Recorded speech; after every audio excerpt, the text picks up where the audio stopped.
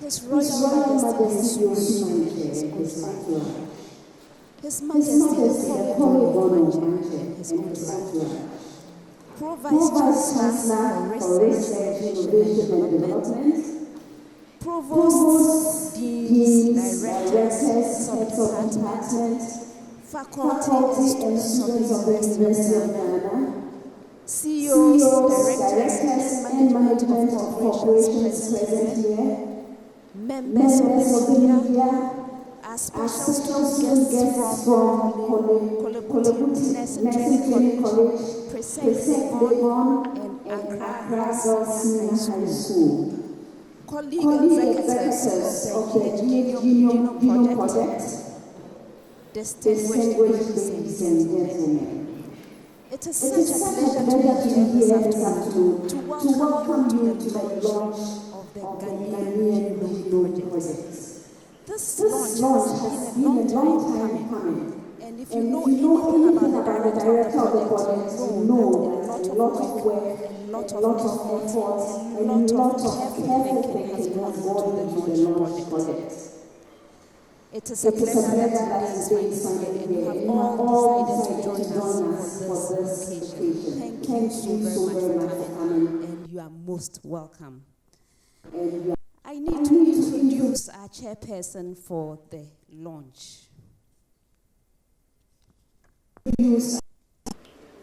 Our chairperson is Professor Nanaba Apia Amfo.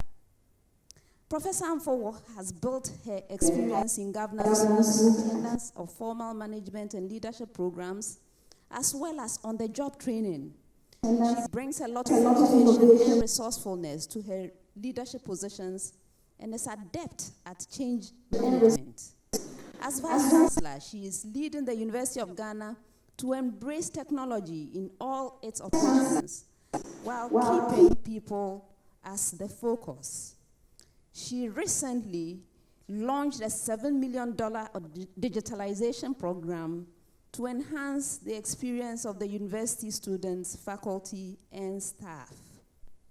Professor Amfo has overall oversight of all activities in the University of Ghana, including the GhGenome project, which is a developmental impact project of the West African Genetic Medicine Center, WAGMIC. In a recent remark, she reiterated her confidence in WAGMIC's global leadership in sickle cell disease research, and she urged the center to expand its work in genomics. WAGMIC has responded to the Vice Chancellor's clarion call for capacity building in genomics to help the university continue its pioneering role in developing innovative health solutions for Ghana. Professor Amfo previously served as Vice Chancellor responsible for academic and student affairs, the Dean of the School of Languages, and the Head of the Department of Linguistics of the University of Ghana. Her master's and PhD degrees, both in linguistics, are from the Norwegian University of Science and Technology, and her bachelor's in French linguistics is from the University of Ghana. She is a member of many prestigious societies and organizations such as the Ghana Academy of Arts and Sciences, Commonwealth Professionals Fellowship, Alexander von Humboldt Foundation, German Academic Exchange Services, many of them.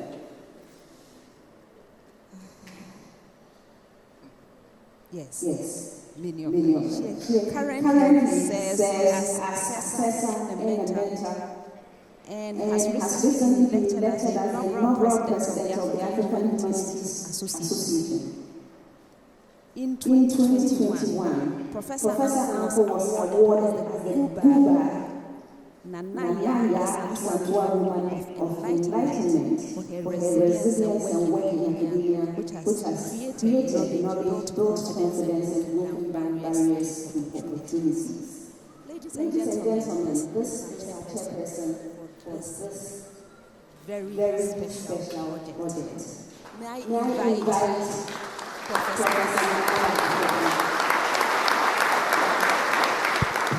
Right, the introduction was so elaborate, I was just enthused and picked the wrong file.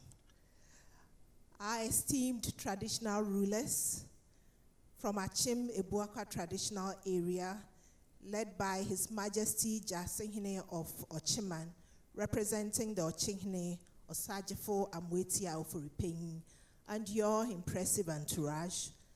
The Osu traditional area led by Ni Norte Uwo IV Osu Manche.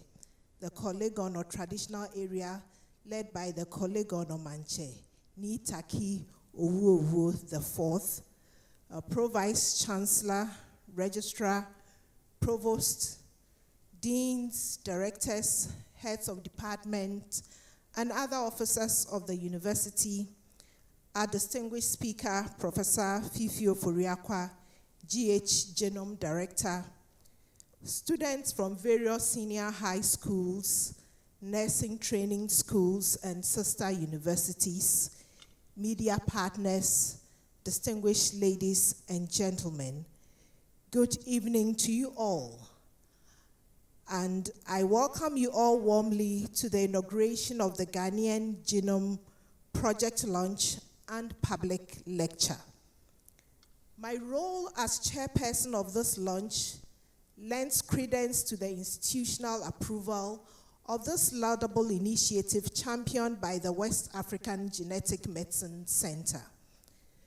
First, let me applaud the GhGenome Executive Committee for developing an engaging program of activities, which is captured neatly in this beautiful and comprehensive brochure for the project launch today and on Saturday for the regional tour that will follow till the end of the year. The calendar of activities starts here at the height of the Ga Homowo Festival in our nation's capital city and will move on to grace the shores of Cape Coast and Anloga in the central and Volta regions respectively. It will continue to touch the plains of Wa and Tamale in the upper west and northern regions, and then to the magnificent trees in the forest of Brekum and Chebi in the Bono and eastern regions respectively, and finally to pay homage to the garden city of Kumasi in the month of December, Akwesidai Kesi. This roadmap reveals how deliberately successful GhGenome has been in engaging traditional leaders in this project. We see evidence of this collaboration today in the Great Hall by the many royal households that have honored us with their distinguished presence, elegantly donned in full regalia. Nananom, Nime, and Name, I warmly welcome you to the University of Ghana, and I thank you for your collaboration with the GhGenome project. As Vice Chancellor, I have laid out a bold vision to reinvigorate all aspects of the university's activities through 6 key strategic objectives, KSOs. I'm very pleased to see that several of the plans we have been working on and discussing in various committees over the past year are becoming reality. This evening, we are here to witness one of such successes, the launch of a landmark genomics project that has a big ambition to awaken the consciousness of the average Ghanaian about the importance of genetics in health, well-being, and disease. It is indeed our duty as Ghanaians to help decode the DNA that we carry, to better understand our risk of developing many diseases, including sickle cell disease, breast cancer, and prostate cancer. GhGenome, as mentioned earlier, is housed in the West African Genetic Medicine Center, which is one of the 3 World Bank-funded centers of excellence here at the University of Ghana. A few months ago, I cut the sword for the construction of the WAGMIC Research Complex. Yesterday, I stopped by the site, and work is indeed going on and on schedule. At the sword cutting ceremony, I reiterated my confidence in the global leadership of WAGMIC to advance the frontiers of research in sickle cell disease. I challenged them to expand the work of the center into genomics. Well, I have my answer, as GhGenome promises to lead Ghana into the genomics revolution. which is transforming how patients are cared for in more advanced countries. I assure everyone here that the university will do its part to help this project accomplish its goals. I expect GhGenome to integrate all its activities with the wider university community with the same zeal that it has successfully reached out to traditional leaders to get them involved with this project. The integration with the university will be easy to do, as the 4 components of GhGenome fit squarely into the KSOs I outlined as part of my vision for the university as a whole. In the first KSO, my plan is to reinvigorate impactful research in the sciences, applied sciences, and humanities. I'm excited by the research components of the GhGenome to sequence the DNA of 1,000 children with severe genetic disorders, including sickle cell disease and childhood cancer. This work will be transformative not only in Ghana, but on the African continent, as it will be among the first population sequencing projects in this part of the world. The population DNA sequencing will require high-end bioinformatics to assemble the millions of newly resequenced nucleotides into a reference Ghanaian genome, and to compare our genome with the genomes of other populations. I encourage the GhGenome leadership to take advantage of this unique opportunity to build capacity in bioinformatics, specifically in the area of human genomics, and thus contribute to my second KSO, which is aimed at developing technology-driven and robust processes in research management, teaching and learning, and all other institutional processes.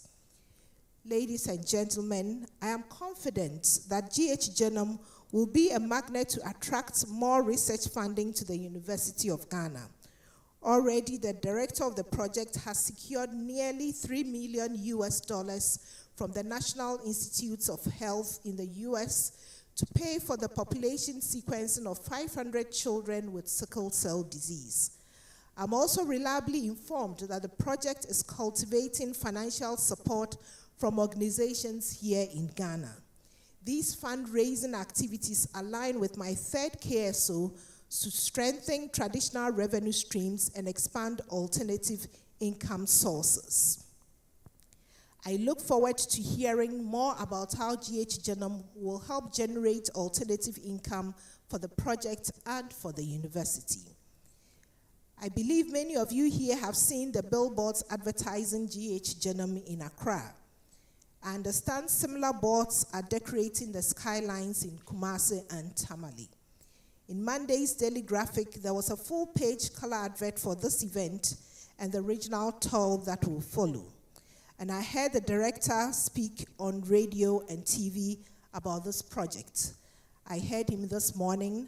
I've heard him previously on some other stations, sometimes struggling with a tree, but he's doing well. These media activities show that the leadership of GhGenome understand the media to be a powerful ally in getting its message across to the Ghanaian population. I encourage the media to seize this opportunity and collaborate with this project towards a common good of educating our people about the importance of genetics. I am immensely proud that GhGenome is helping to increase UG's visibility in a positive light. Finally, the fifth KSO that I believe this new project will help us to achieve is to create a sense of ownership and commitment among students, faculty, staff, and alumni to promote creativity and innovation. In my nearly 21 years in this university, I've seen things happen here in this hall, and I've seen various modifications, but I haven't seen the dais of the Great Hall transformed into such a high-tech multimedia platform. I couldn't quite recognize this place when I entered.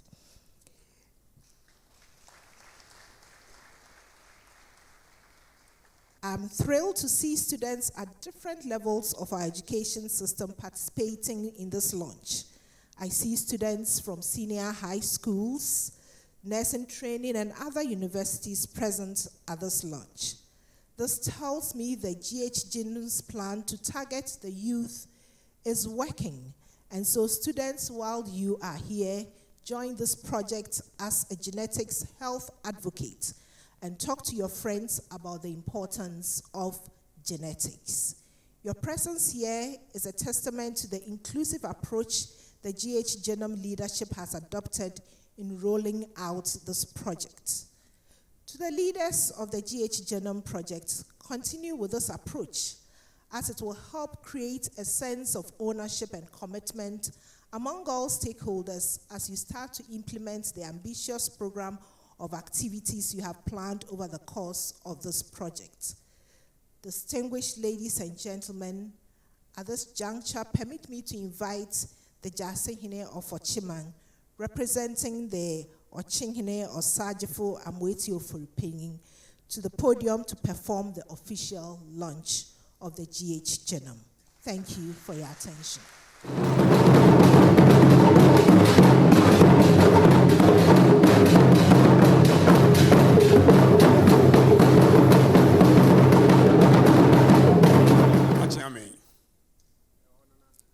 Nananom Nime Kename Ahimafo Madam Chair, the Vice Chancellor of the University of Ghana, Professor Nana Abba Apia Amfo, academic staff, distinguished ladies and gentlemen, I'm Dasebre Aimedu Kantamantu II, Divisional Head Chief of Wachimai Jase and Kwabin. I stand here before you with gratitude on behalf of His Royal Majesty Kwaibebre Muhen, the environmental and the leopard king of the forest.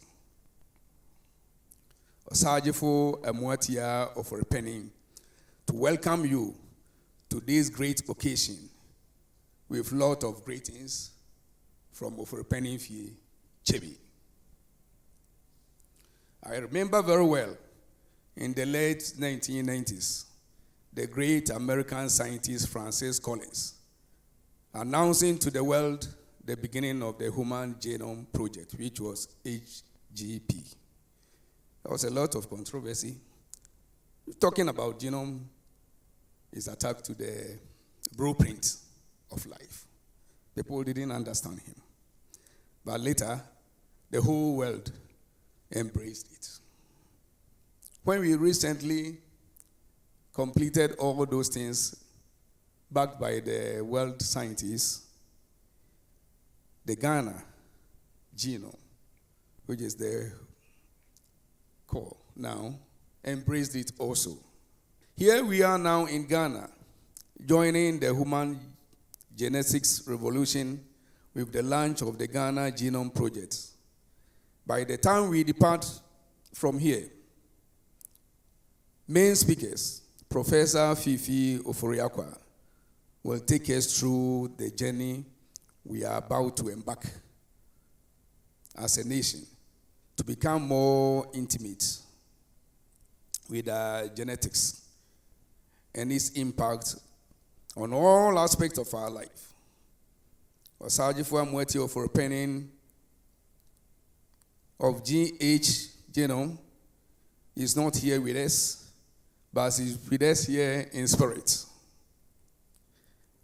I sincerely believe he will champion the program to make it successful. Now, Nananom, we always bless. And it's time for us to add our blessings to what we are now here for. I sincerely bestow a future without limits to the leadership and staff of Ghana Genome. I wish you well in all the activities you have planned, especially the medical caravan, which begins here in Accra on Saturday and will take you across the country over the next few months. On behalf of His Royal Majesty, the Ochehin. Please, at the end, we will launch it with a clap. On behalf of His Royal Majesty the Ochehin, I hereby proclaim that the GhGenome project with a clap is launched.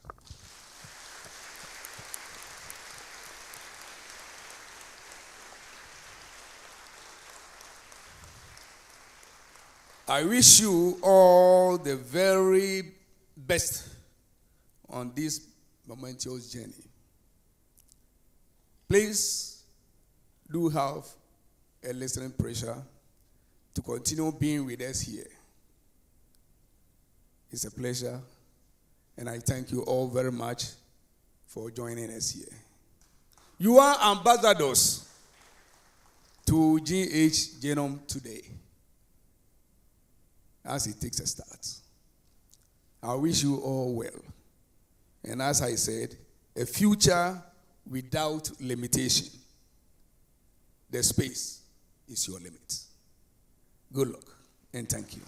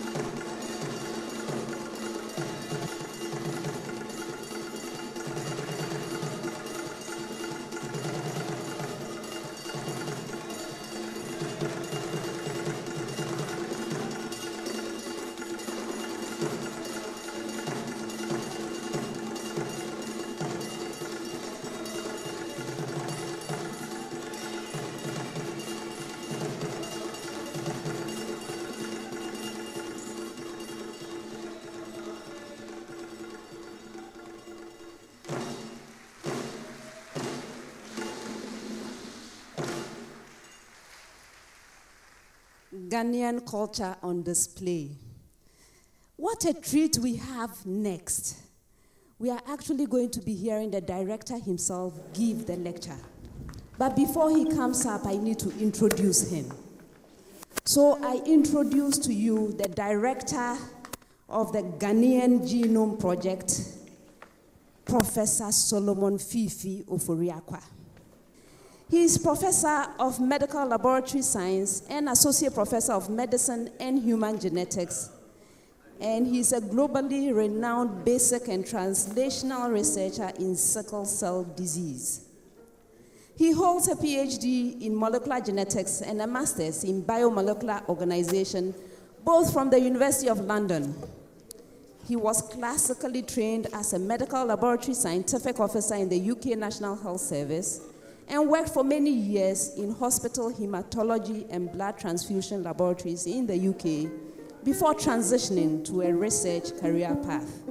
His research interests are focused on sickle cell disease molecular pathogenesis, genomics, and innovative therapy of acute complications. He developed the first mouse model of the acute chest syndrome in sickle cell disease and defined extracellular heme as a danger-associated molecular pattern molecule in sickle cell disease in a landmark paper published in the Journal of Clinical Investigations. His work in the Sickle Cell Disease Africa Network has established the largest research cohort of sickle cell disease in the world. Professor Oforiakwa acquired experience in governance and administration through formal training in an executive leadership program at Emory University and multiple leadership positions as director of the Center for Endothelial Cell Biology at Emory, director of the Center for Translational and International Hematology at the University of Pittsburgh, and Dean of the School of Biomedical and Allied Health Sciences, University of Ghana. He has served on multiple national and international scientific and technical committees. He was member of the National Technical Advisory Committee for Newborn Screening and the African Health Diagnostic Platform Technical Committees, both under the Ghana Ministry of Health. He is a member of many prestigious societies, such as the American Society of Hematology, where he served as vice chair of the society's diversity committee. He was also a member of the American Thoracic Society and the American Association for Cancer Research. Now, please listen carefully, because I have been warned severally that if this does not appear, I am doomed. Professor Oforiakwa is a native of Cape Coast and an alumnus of Adisadel College.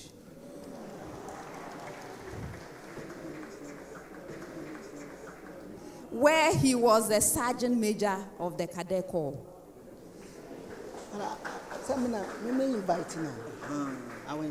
Thank you for acknowledging that. I think I'm safe. Now, ladies and gentlemen, this is our speaker for today, and he has a story to tell. Believe me, you don't want to miss it. Thank you.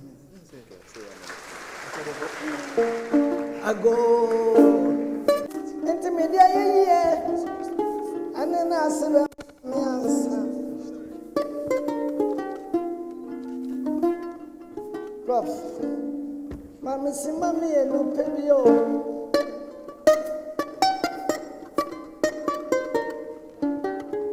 I don't want to know.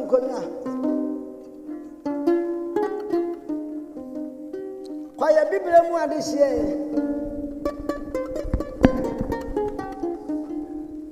Chimpana na monumbremo.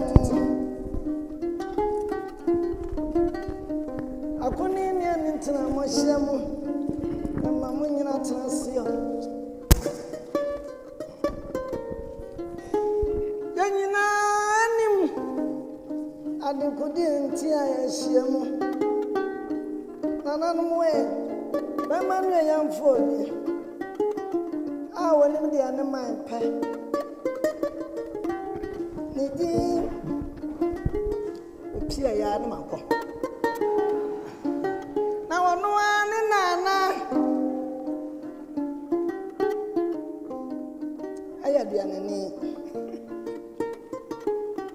A friend of Araba, Crabba Paying.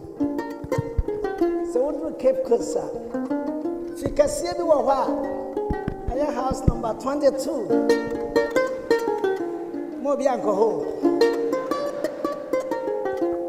I want you to take no. Ay, mammy. Esther Bonnie. Our film. And open each chance for the aqua. On one papa. Now, what to me and pen or dinner, what that 90 years. And also mention a baby. And I won't know what been for. So I will for young. And come back. And you want your war.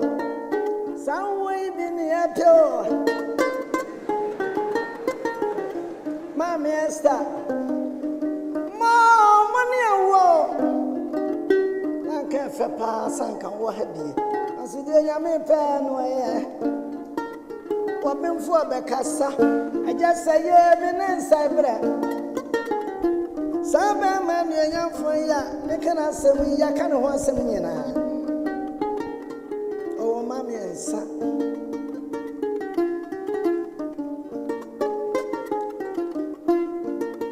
Hey, Jack. Araba. And I saw my junior. Ya papa no. I don't know draw of for. I couldn't in an animosia yet. None was so cassa. Professor Fifi of Fori Aqua. Mama Nacassa. Adiana Bay. Menan Sabra. Cassa.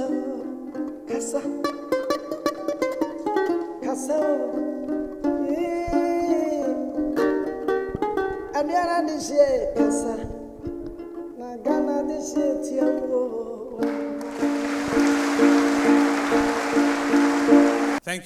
Thank you very much. Madam Chair, the Vice Chancellor of the University of Ghana, Professor Nanaba Apia Amfo, His Majesty, the Jasihine of Chiman, and his entourage. Nananum, thank you for making time to join us here. His Royal Majesty, the colleague Ono Manche, and his entourage. We are very touched that you're here because we know this is the height of the Homo War season, and yet you made time to spend with us. We're very grateful. His Royal Majesty, the Osu Manche, same goes to you. Yesterday is when Osu celebrated its Homo War, and somehow you've made time to be with us. We're very, very grateful. Senior management of the University of Ghana, starting with the Pro-Vice Chancellor for Research, Innovation, and Development. Provost, my own provost is here, from the College of Health Sciences, and other provosts. Deans and directors, heads of departments, past and present, faculty and students of the University of Ghana. CEOs, board chairs, directors, and management of other organizations present here, members of the media, our special student guest from the School of Biomedical and Allied Health Sciences, from the Nursing College in Kolebu, senior high schools, Presec, and Accra Girls, my colleague executives of the GhGenome project, distinguished Santa Clausians who are in the audience, distinguished ladies and gentlemen, I'm deeply humbled by the sea of Ghanaians I see in this great hall. I've always had a passion for genomic sovereignty for Ghanaians, for us to be the custodians of our own DNA. And it pleases me that so many of you believe the same. You are here. The fact that you are here means that you also believe that it is important that we get to understand our genetics and become more intimate intellectually with the genes that code for the proteins that control most of what we do. Into a multimedia edifice behind me, the MC also said that knowing who I am, we would have planned this meticulously, which we did.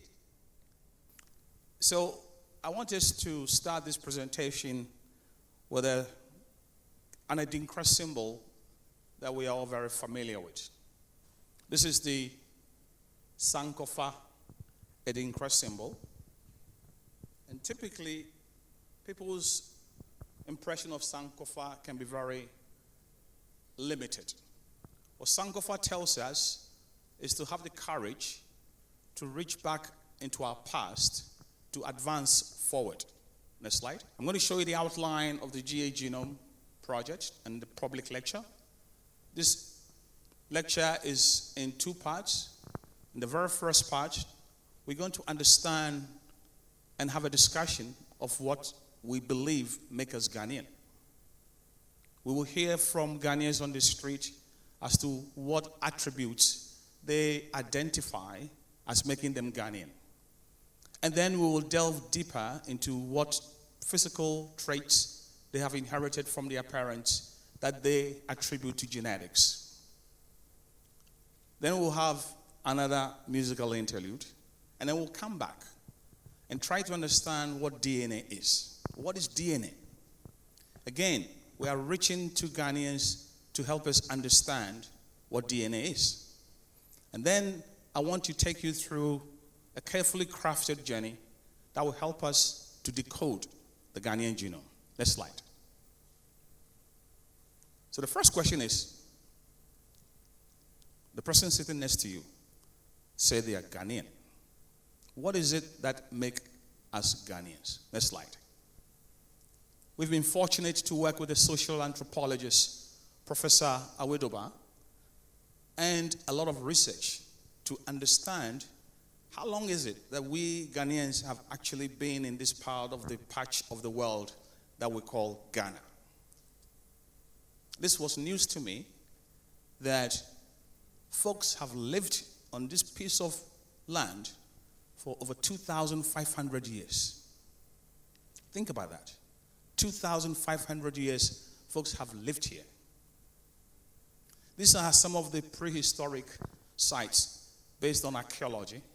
And so please, if your hometown is not there, don't blame me. This is what the archaeological data suggests. Ghanaians have been living in these parts of the world, of Ghana, prehistorically. Now, if we ask the question about the contemporaneous Ghanaian, if you travel outside of Ghana, if you go to Togo, or you end up at Heathrow Airport or JFK, this is what determines whether you're a Ghanaian. Whether you have a passport that has the Republic of Ghana stamped on it. Without this, you will not be allowed into the country as a Ghanaian. Let's listen to what Ghanaians on the street tell us about why they're Ghanaians. Let's listen. I'm a Ghanaian because I was born here in Ghana. My father is a Ghanaian, my mother is a Ghanaian. Right. They born me here. They born you here. Yeah, like a year ago. Oh, sorry. Now, why so many? Because I grew up with my Ghanaian. What makes me a Ghanaian?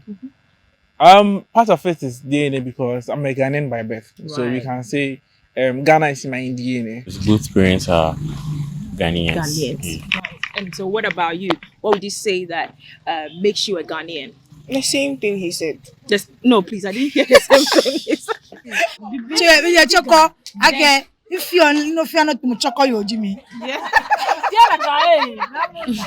What's it? Me so me I work as a Ghana, two for Ghana. Why are they what?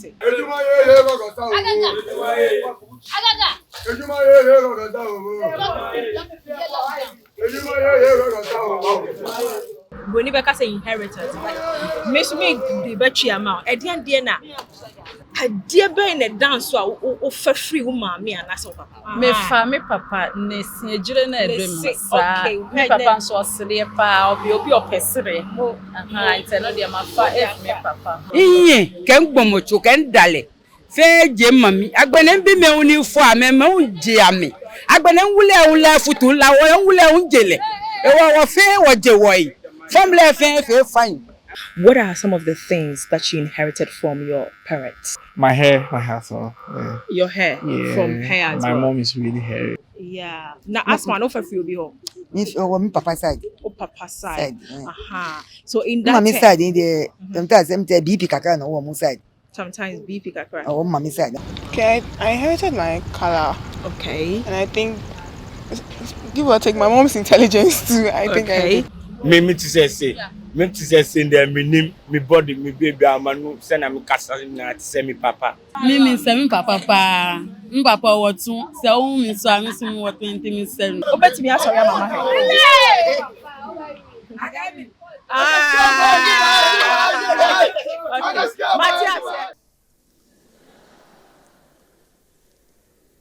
What you've heard is just a sample of the folks we encountered.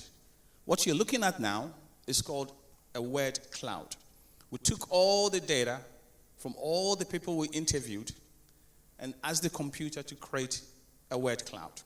And so you can see that place of birth, culture, DNA, voter ID, these are the things that people claimed made them Ghanaian. What was remarkable, not a single person we interviewed mentioned their ethnicity as a basis of their Ghanaian. Not one. Here you're looking at another word cloud. The number one thing people identify to have inherited from their parents: physique, facial appearance, and median diastema.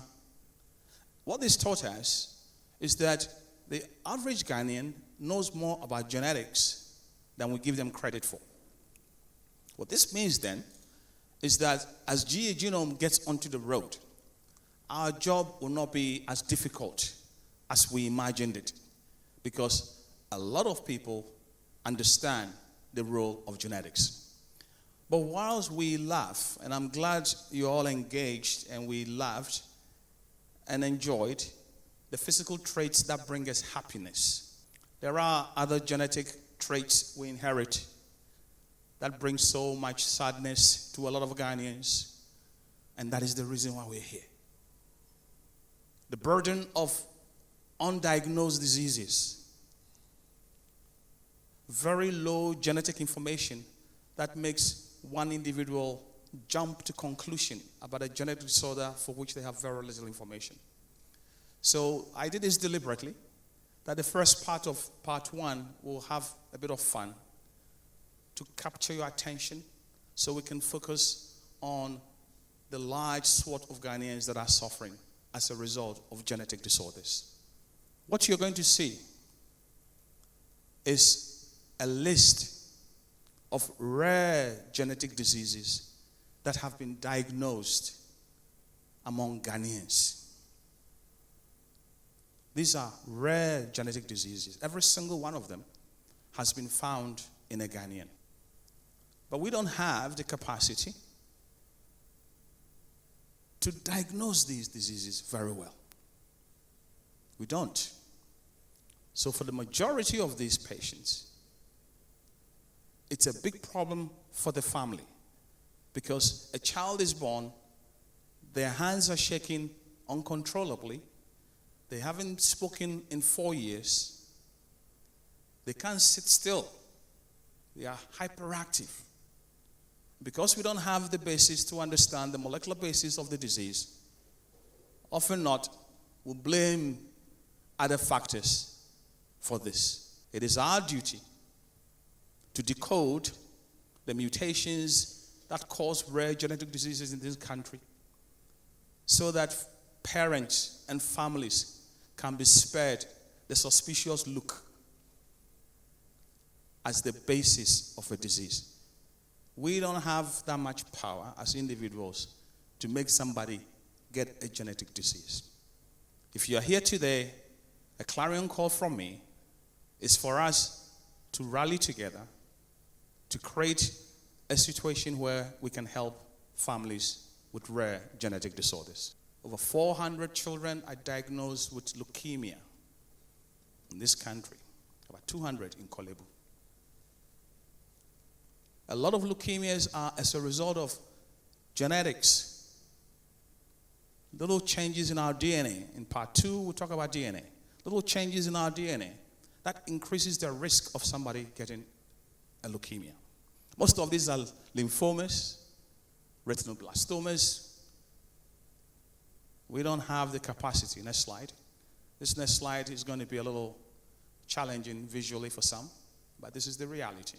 These are children, Ghanaians, who have also inherited a slight alteration in their genetic makeup that is exposing them to these diseases. Burkitt's lymphoma is endemic in this part of the region.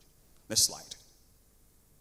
But just like the rare diseases, there's a lack of genetic testing.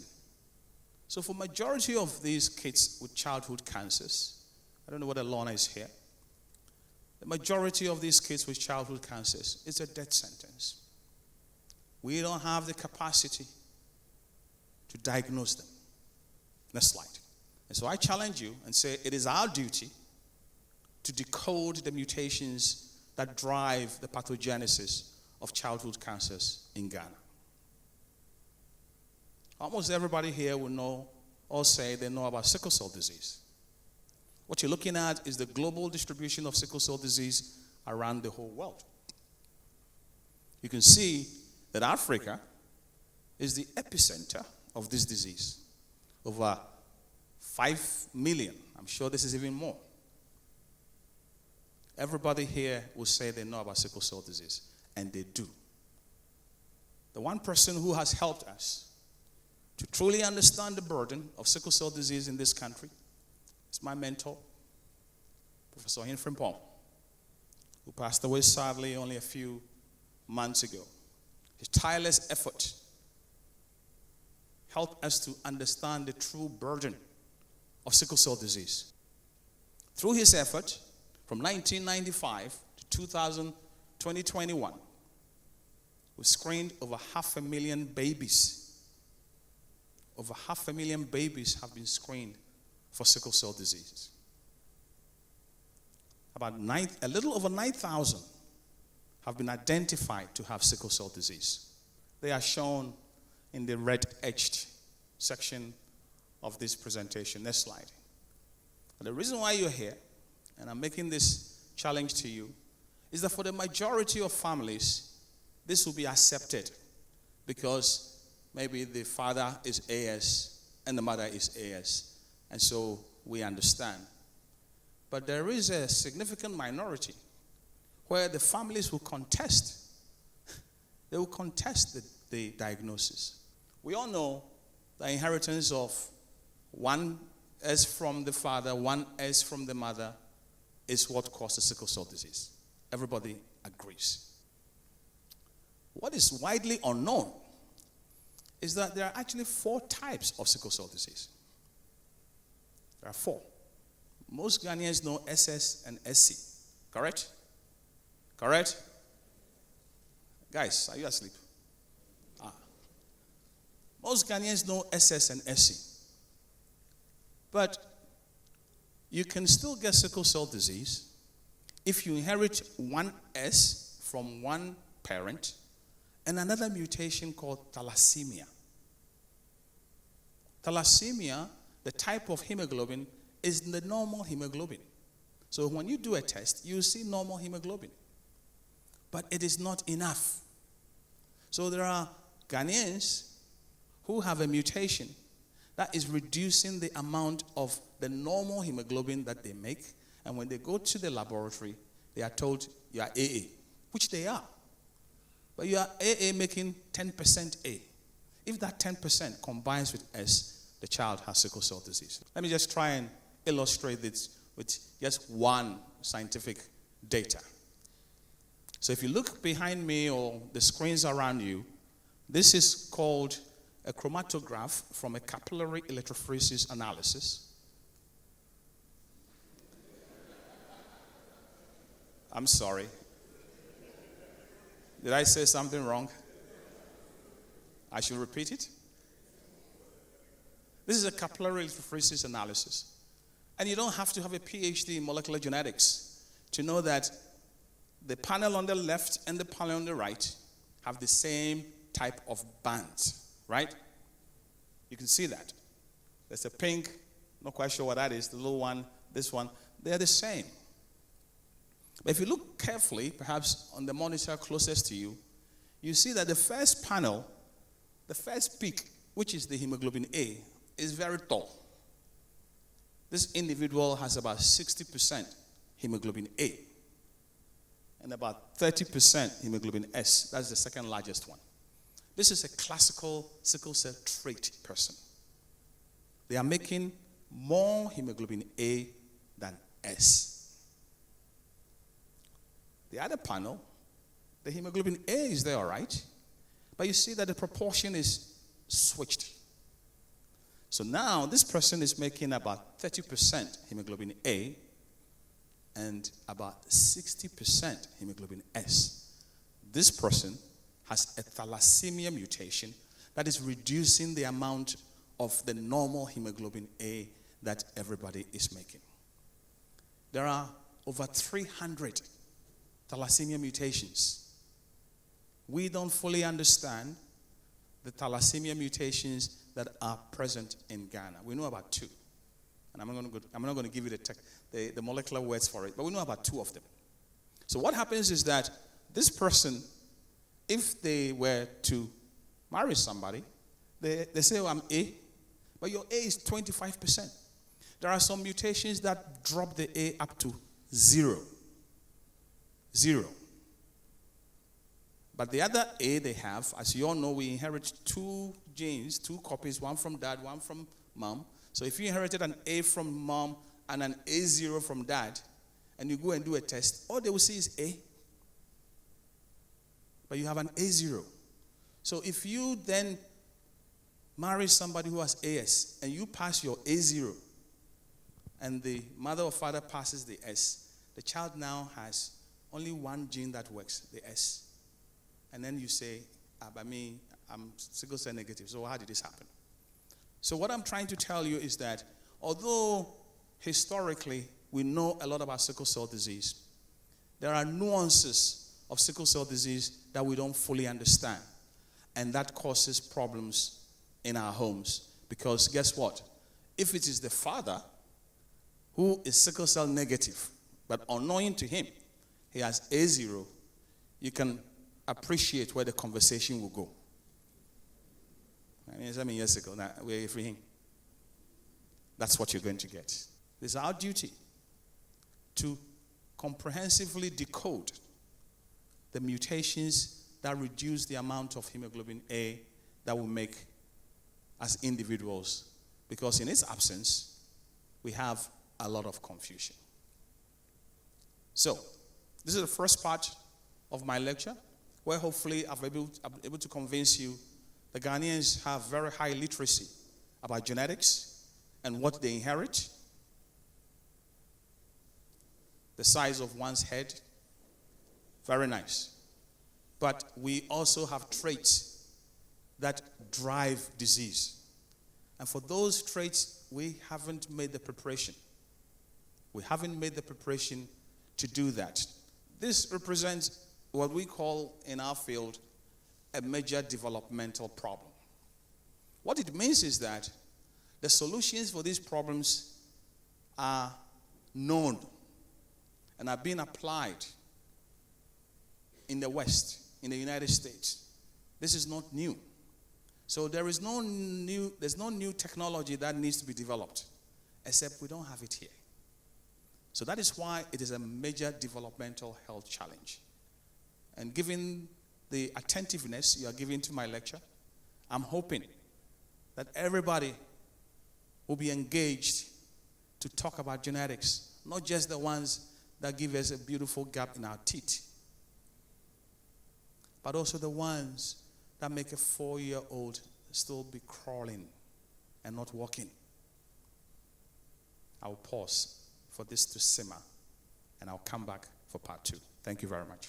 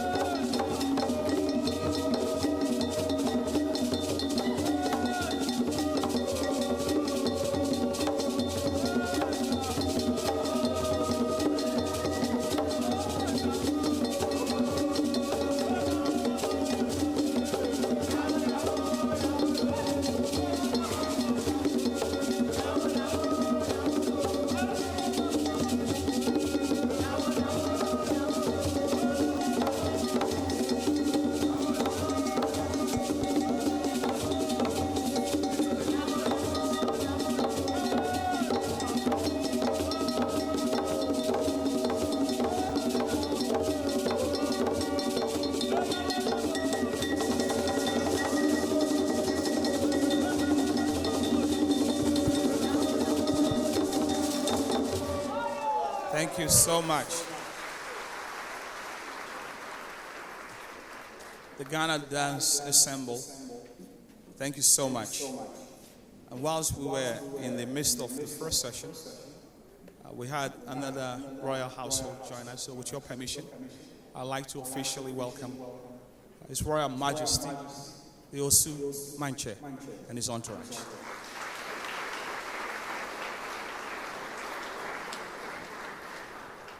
And somebody can tell His Majesty that it was good he was late, because he's missed all the missteps that the IT gave us. Next slide, please. So, part 2. Hopefully, in part 1, I have been able to convince you that our genetics matter and that they can make us very happy. You know, I remember growing up as a child, people would say, oh, you know, your head is like your uncle.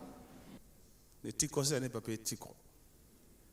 These are Ghanaians speaking genetics every day.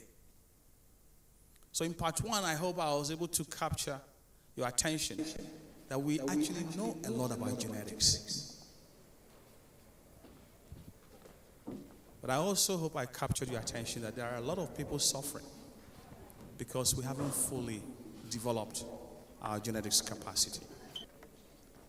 Some have asked whether the Ghanaian genome is any different from any other human genome. His Majesty, the Jasihine, made mention of Francis Collins, which is when the human genome was sequenced. It was actually finished only this year. So there is a sense that we know what the human genome is. Why this Ghanaian Genome Project? How is our DNA different from anybody else? I will show you in the next few slides that our DNA is indeed different. And once we've done that and agree that we have some uniqueness about our Ghanaian genome, then the question is, what are we going to do about it? Next slide. First question is, what is DNA? This is the only technical term I'm going to use, I promise. DNA is an abbreviation for a molecule called deoxyribonucleic acid. So if you don't remember anything from this lecture, at least DNA is an acid. In the laboratory, we can actually visualize DNA. What you're looking at is a laboratory scientist who has extracted DNA, typically DNA in water, or what we call aqueous solution. You cannot see. But if you add at least 70% alcohol to it, the DNA just comes out. Amazing what alcohol can do. The DNA just appears. Reminds me of one of Kofi Kinata's songs, but I'm not going to sing. So we can see DNA. It is actually a flimsy, whitish solution in alcohol. The building blocks of DNA, there are only 4 of them. They are called nucleotides. I promise I wasn't going to say anything technical, but this one is easy. Nucleotides. There are 4 nucleotides that have the abbreviation A, T, C, and G.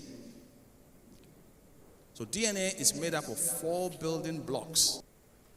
These building blocks are arranged in a linear sequence. Okay? These 4 building blocks are arranged in a linear sequence. One set of the human genome contains 3.2 billion, that's billion with a B, of these building blocks. So we get one set from your mom, or one set from your dad, which means everybody sitting here has 6.4 billion nucleotides in their pocket. Every single person. But the order in which these nucleotides are arranged are different. We all know about fingerprint. So the sequence of these 6.4 billion nucleotides is what makes you unique. So here is one individual where in the sequence of DNA, they have one of the different 4 blocks, and somebody else has something different. But you know, we are very similar than we are disalike. So of the 6.4 billion nucleotides that we have, the person sitting next to you has 99.9% identical sequence. 99.9. It is only the 0.1% that is different from an individual to an individual. But when you think about it, 0.1 of 6.4 billion is still a lot. So that's 6.4 million. These 6.4 million sequences is what distinguishes you from another person. It is this variation at a specific site that causes sickle cell disease. It's just one change. Sickle cell disease is caused by just one change, one nucleotide change at position 6 of the beta globin gene cluster. One nucleotide change. So one little variation, you may think, oh, little variation is no big deal. But one little variation in the wrong place can cause disease. So you can appreciate how if we have little differences, then the instructions that come from the DNA to make, say, hemoglobin or insulin or your favorite protein might be a little different. So it is these variations that we have to understand in our communities to be able to give support to the family that has a 5-year-old who is not speaking. And it's not a fault of somebody in their 90s. We give too much power to little old women who are just minding their business. They are not responsible for these things. Let's hear what Ghanaians thought about DNA. Let's listen.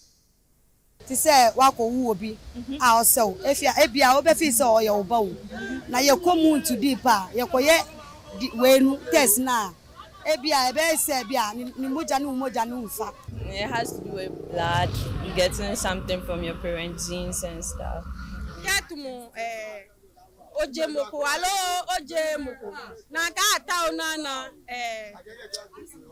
ola kele no ejidien. You being in a relationship with someone, give birth with the same person, and then you want to be sure that, okay, this child is mine. Right. There you go to the hospital for the doctor to, go through such process. Then when the doctor comes out, he's going to be like, okay, fine, he's your daughter or he's your daughter. Because that's for me right now, when you see my dad and you see me, you think we are twins.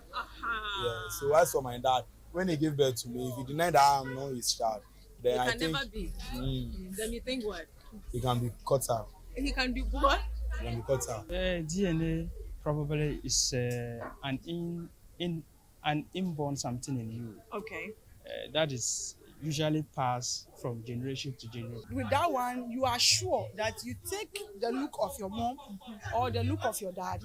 That's where you get to know, okay, I have the DNA of my parents. Good. And I'm good to go. All right. But whereby the person was raised by you though, but in the future, then you get to know that, oh, these are not my parents. Okay. So it means I don't have their DNA or I don't have what it takes to be their child or son or daughter.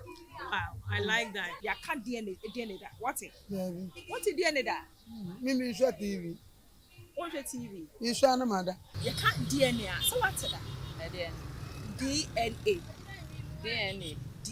Say a child sumuda. A child sumuda. And then now a child like until I say oh DNA no any say. And yasem. I am come on.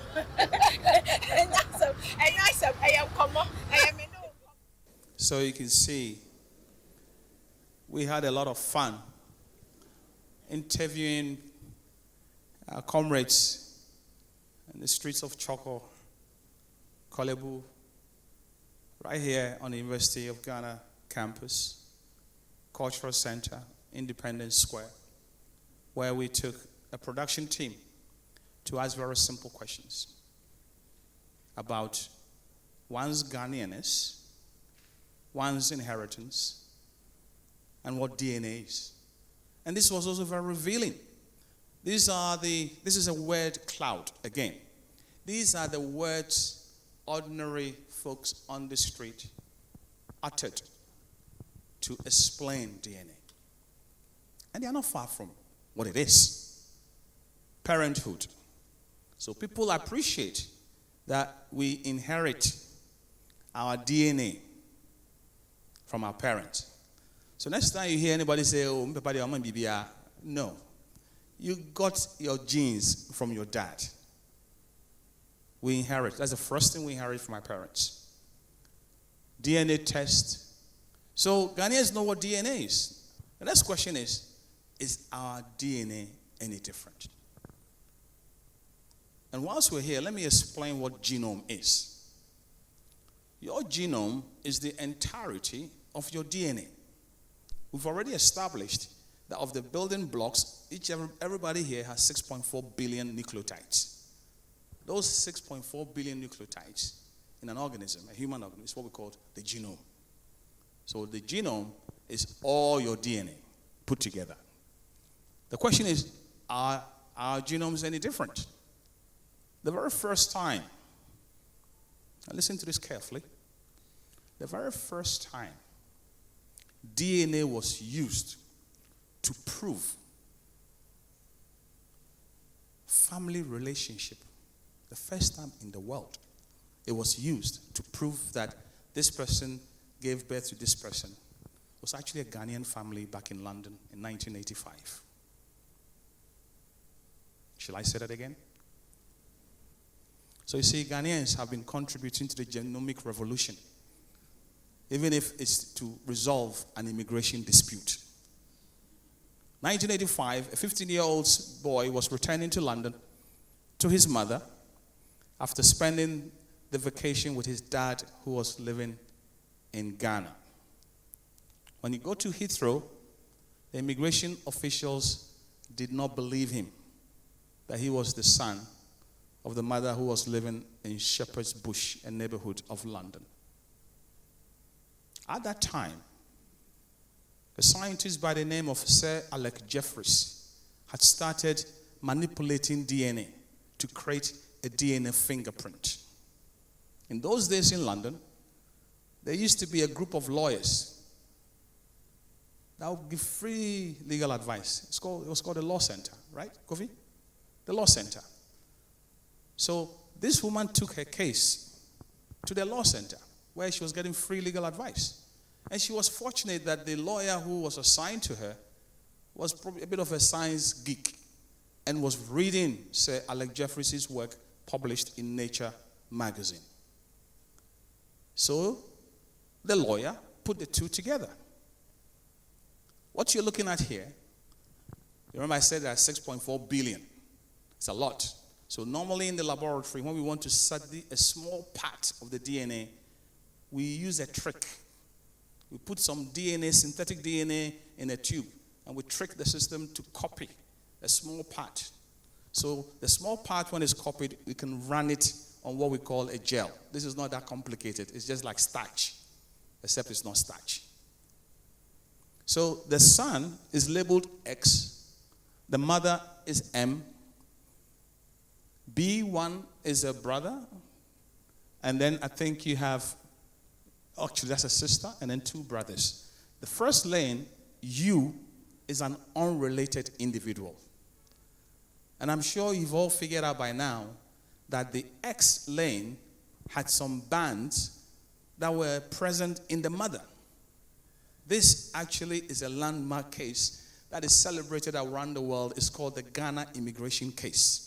The very first time DNA was used to prove a mother-son relationship. And of course, the media were there to lap it up. And so this was a nice story in the local newspaper where the mother, with the evidence of DNA, was able to finally get his son back into her loving arms in Shepherd's Bush. Do you think her DNA was unique? Yes. Because she had sequences that only she and her family had. So it's a beautiful story. Here, I want to pay homage to the great Professor Konote Ahulu, who started the Ghana Clinical Institute in Kolebu. I'm sure our royalty from Kolegono will know of Konote Ahulu, a great Ghanaian who began to tease out the uniqueness of the Ghanaian DNA with respect to hemoglobin. Hemoglobin is the protein in our red cells. That's why our red cells look red. But I showed you earlier that the sequence of DNA gives instructions for the proteins to be made. So here in 1968, Konote Ahulu identified a type of hemoglobin that was only present in one individual, hemoglobin Kolebu. And the next slide is going to make His Royal Majesty from Osu probably get up off his chair and clap. There's actually a hemoglobin called Osu Christian Book. These hemoglobins are variations of the sequence that I just described. So there's a hemoglobin called Osu Christian Book. Again, different from other hemoglobins. So yes, our sequences are different. And sometimes it leads to the production of a different type of hemoglobin that is, or a different type of protein that is of no consequence. So you don't even know.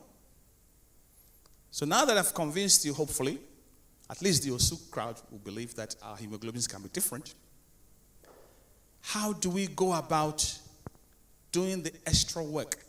I've only shown you 2 hemoglobin variants and 1 immigration case. But I've told you there are 6.4 million nucleotides that are different from one person to the other. So how do we decode our Ghanaian genome? Nobody is going to do it for us.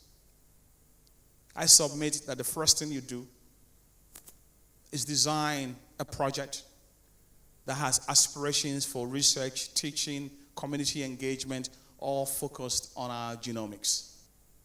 It is through this vision that we have come together as academics, as traditional leaders, hold hands, and form the GhGenome project. There are folks here, guys, you want to stand up for a second? That have managed to convince.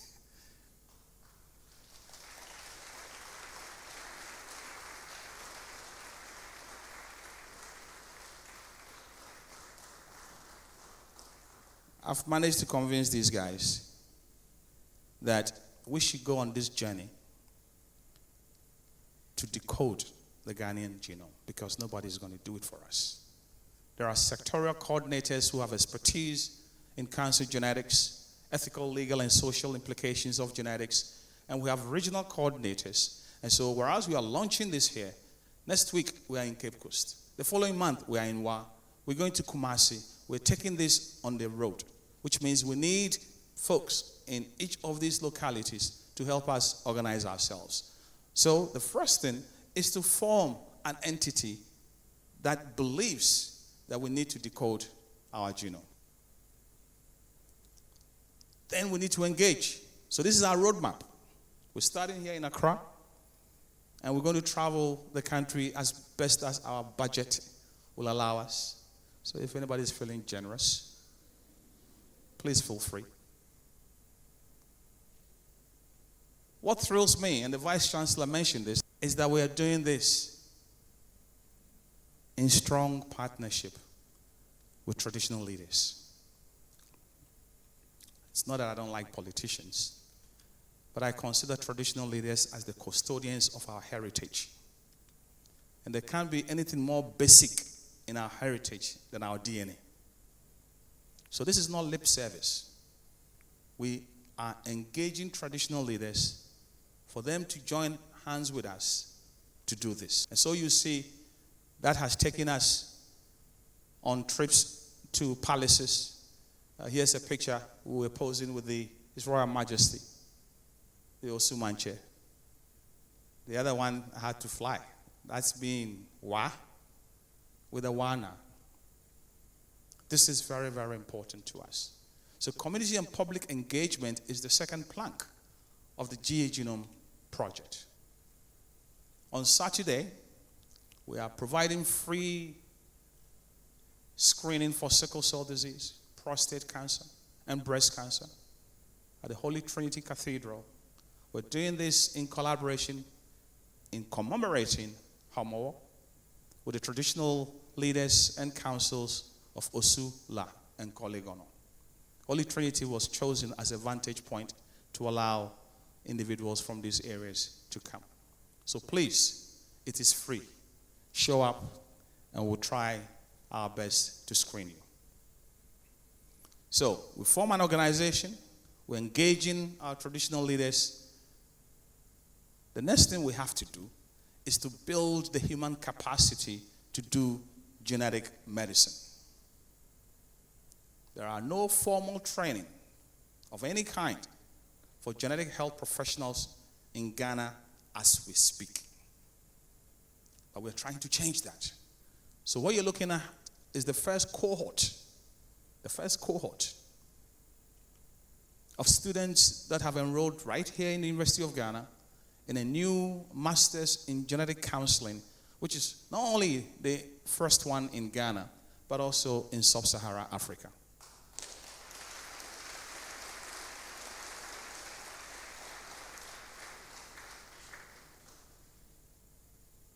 We are forming partnerships with the Ghana Psychology Council because after we've trained these students with the academics of genetic counseling, they have to develop additional competencies that you cannot develop in the classroom. You have to develop those in the clinic. And the Ghana Psychology Council will supervise that another year. So after 3 years, these folks should have competencies in taking family history in a compassionate way. They should have competencies in explaining complex genetic results. They should have competencies to provide information without being directive. A genetic counselor's work is not to tell a client what they can and cannot do. It is to provide them information and tell them the risk of certain decisions in a non-directive way. Our target, next slide, is that in 5 years, we would have graduated 40 MSc genetic counselors with the cooperation of the Ghana Psychology Council. About 25 would have become registered genetic counselors. We want to extend this because the numbers we are talking is not enough for the nearly 40 million or so individuals we have. So we will reach out and train existing healthcare workers, nurses, pharmacists at the certificate level so they too can help in this growing army of genetic counseling. Counseling is important, but you have to be able to do the test. So what you're looking at here are two of our staff, Drs. Anand and Joseph Domako, who are working in our laboratories right now in the West African Genetic Medicine Center to train geneticists in the laboratory. Okay? So we are training geneticists as counselors, but they have to have results. And those results have to be done in the lab. And our target is in 5 years, we would have trained 40 MPhil genetic scientists, 10 PhD, and we will force to develop an accredited molecular genetics laboratory on this campus with the permission of the Vice Chancellor, of course. If we're able to do this, and we now have a critical mass of genetic counselors and genetic scientists, now we can begin to train physicians, commonly called doctors, in medical genetics. This is our vision.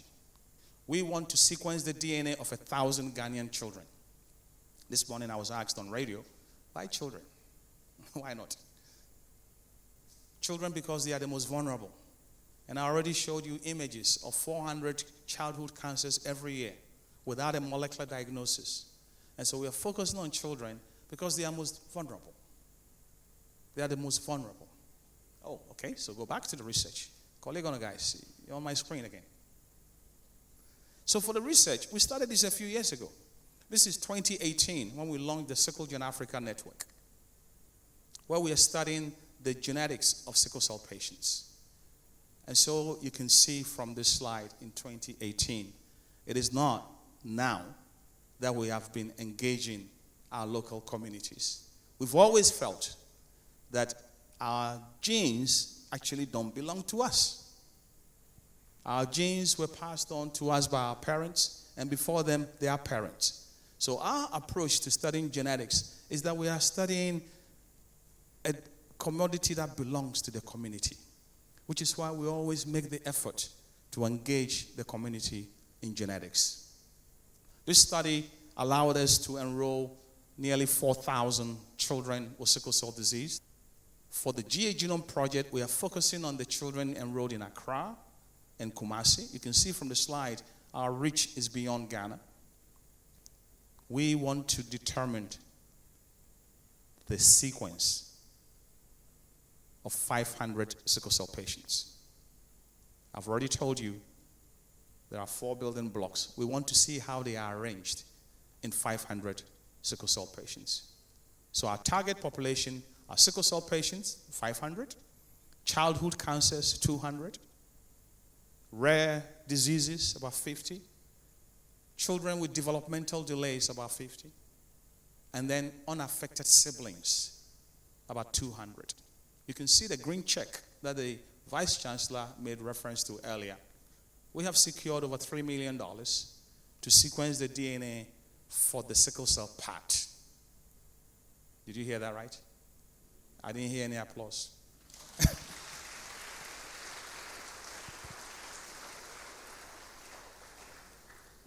So we are well on our way. We've secured funding to do half. So fellow Ghanaians, or is this when you claim you are quarter Ghanaian? Fellow Ghanaians, it's another 500 that we need to find money for. And I am encouraged by the noises we are hearing from corporate Ghana, and will urge you to make the case for us. The $3 million that we're going to use to sequence 500 children came from a research agency outside of Ghana, the National Institute of Health in the United States. This is our genome. And whereas we can advocate in a research to get money from elsewhere to sequence it, I think we do have a duty to contribute to unraveling the mysteries of the genetics of our own people. I'm almost there. So to conclude, I'm taking you back. We were amazed about the high level of genetic literacy among Ghanaians. You saw the videos yourself. You saw the videos. People know about genetics. This is going to make our life easier, because we don't have to explain to the average Ghanaian, I suspect, about the same genetics that promote things they like sometimes can cause disease. So I think our job really is easy. Traditional leaders have welcomed this message. You don't have to believe me. Just look at the front row. Look at the front row. We got a call from the Osumanche. They had a meeting. I said, we'll finish this meeting and we'll come. And he's here. He's here.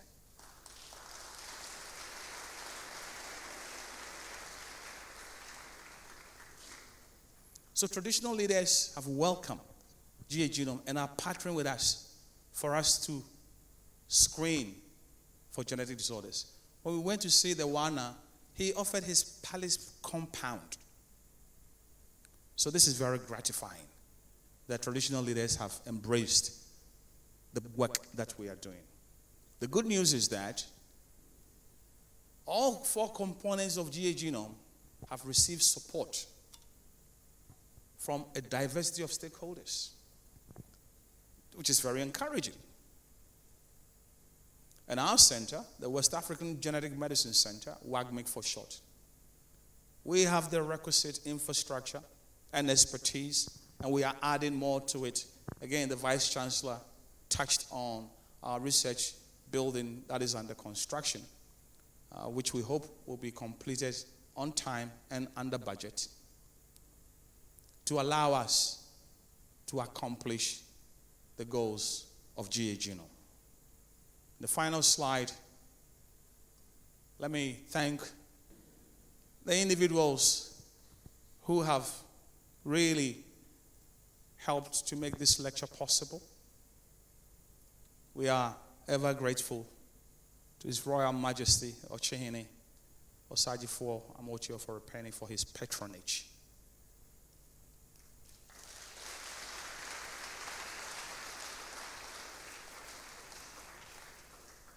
Some of the research data I showed you were given to me by the folks you see there, Professor Lorna Rena. Lorna, are you here?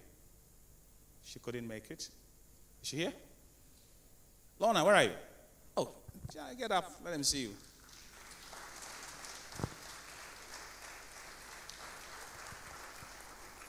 So Professor Lorna is a foremost expert in childhood cancers. Professor Awidoba did a fantastic job in educating us about the ancestral Ghanaian. Unfortunately, he couldn't be with us today, but he sends his regards. William Kuji, Zoe Fazi, Achao Fori did a lot of research work for us to come here. Judith Oselabi and Dorcas Annan are research fellows in WAGMIC who are really making the new programs work. They do all the work. I'm just director. They do all the work. I just sign. So Judith and Dorcas, thank you so much.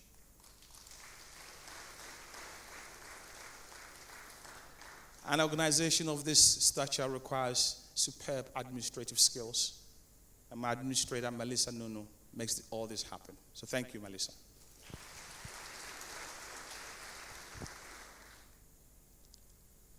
You know, originally, the film crew was not part of the thing. But we thought, academics always think they know stuff. I could have just given a nice lecture on DNA and showed you the beta helix and the Z planes and other parts of DNA. But we thought, why don't we listen to people? And so we put together a production team. I don't know whether Gloria Owusu is here, but she was the one doing the interview. Gloria, are you here?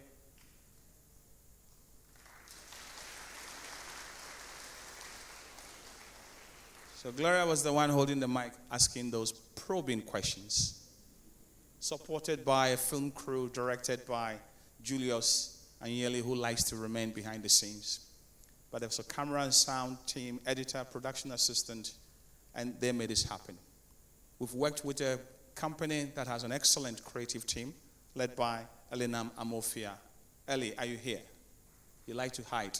Where are you? He's probably hiding somewhere. Eli, are you here?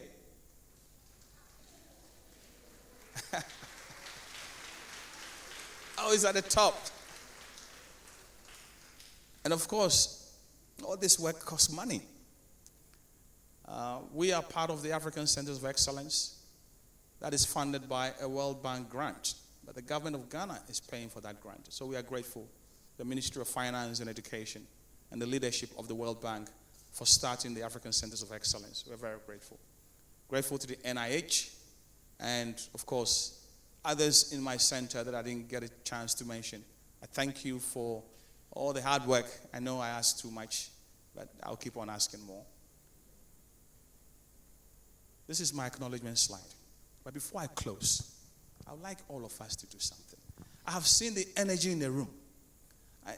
I feel as if you're all ready to give a pledge. I didn't say collection. A pledge. We all believe genetics is important, right? Yes? And we all think we should do something about it. So instead of looking to the government to do something about it, I want all of us, you don't have to get up, to just say something. This is the GhGenome pledge. And I'm going to shut up for 2 minutes, and we're all going to try and say this in unison. It doesn't matter if it doesn't apply to you because of your gender. but I would like for once to hear from you. So let's start. I will.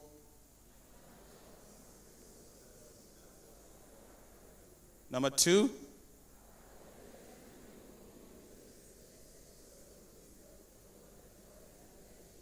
Number 3.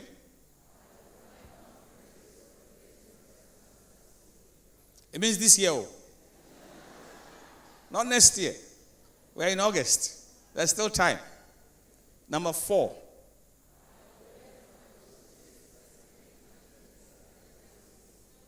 And the most important of the GhGenome pledges is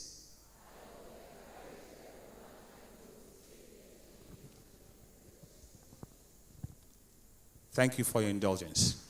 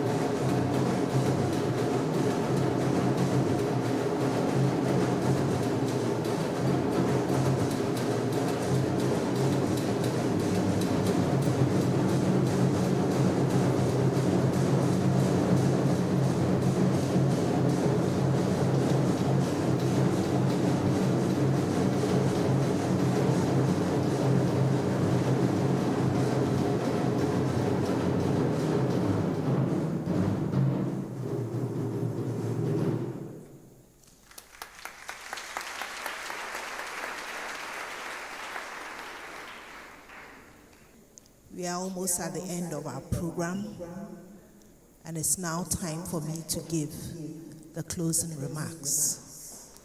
I'd like to congratulate our distinguished speaker, Professor Fifi Oforiakwa.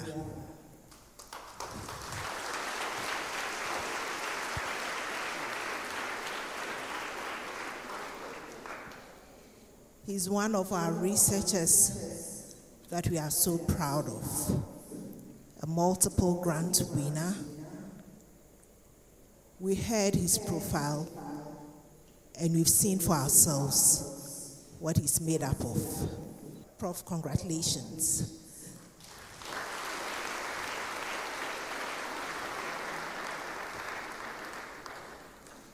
When I come to such lectures, I do learn a lot, and tonight has been no exception. There's a lot that I have learned. I've learned about word cloud. I must admit, this is the first time I'm hearing that. I don't know who else is with me. We learned about what Ghanaians know about genetics and DNA. As I sat and I watched those videos, I was trying to think what it was that I picked from my dad and what it was that I picked from my mom.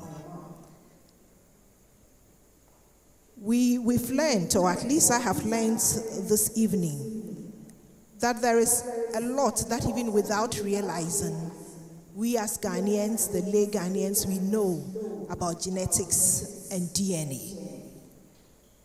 But I was also quite saddened about the rare genetic diseases that we find in our population. 400 children diagnosed with leukemia every year, right here in this country. That's quite saddening, but with a project like this, it gives us hope. It gives us hope that we will build the resources to be able to diagnose such diseases at early stages, and also to be able to provide the appropriate counseling as well as the medical resources to support families who have to go through such situations. I learned this evening that DNA is an acid. I didn't know that. And you know what? I learned this evening that there was a period in time when lawyers gave free legal advice. Do we have any lawyers in the house? I hope that we can return to such days. But Professor Oforiakwa made us realize that we are more similar than we are different. There's a lot more that we have in common than what tears us apart. Very often, we focus on the little that tears us apart, and that causes us to do things which are undesirable. I would want us to focus on what makes us similar so that we will be able to live together in harmony in spite of our differences. This project is a project that has great promise. I like the fact that it is helping us to decode the GhGenome. And also, he brought to the fore that this requires an interdisciplinary approach. And so we see the cross-regional and the cross-sectional approaches that the leader of this project has taken. I am also particularly pleased about the partnership with the traditional leaders and the youth.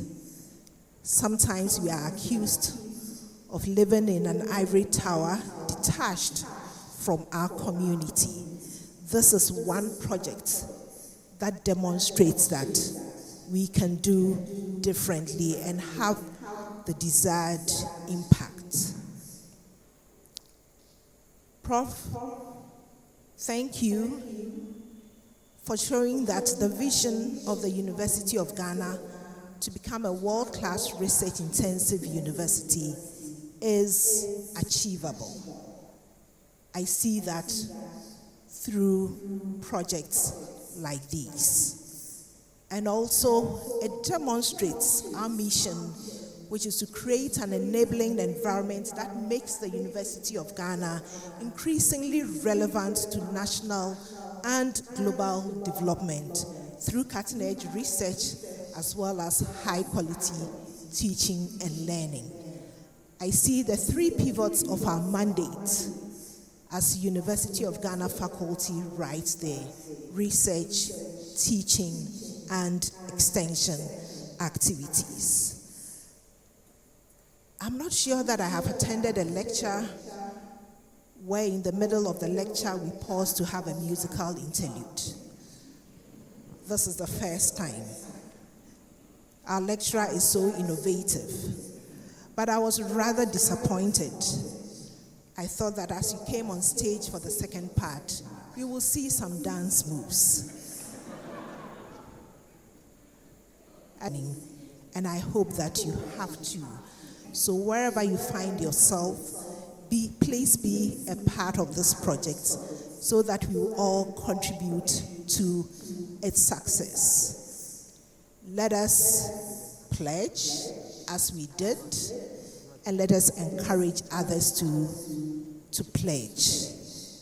Thank you for this evening, and I will encourage you that whenever you hear about the University of Ghana, that we are having our public lectures, please come and support us. I'm sure that you've had a good time. Have a good evening. Thank you.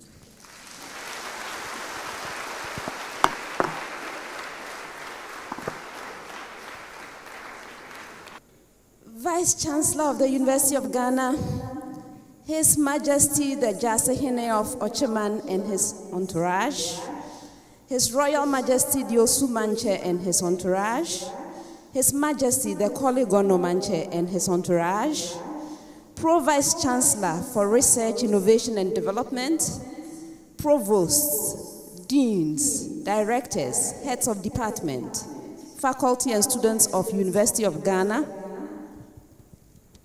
CEOs, directors, and management of corporations present here, members of the media, our special student guests from Kolebu Nursing Training College, Presec Legon, and Accra Girls Senior High School, colleague executives of the GhGenome project, distinguished ladies and gentlemen. I wish to thank all of you so very much for spending this time with us. I promised you an excellent lecture, and did he deliver, please? Did he?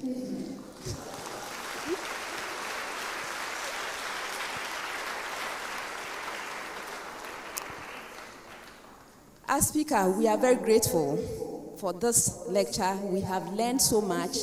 If nothing at all, you who were present here and you who are following online, you have seen DNA for yourself. That is very special indeed. So I thank you all for participating in this lecture. My name is Elsie Fakhoffman, and I'm coordinator for Greater Accra and Eastern Regions on the GhGenome project. I am honored to have been your MC. Thank you very much.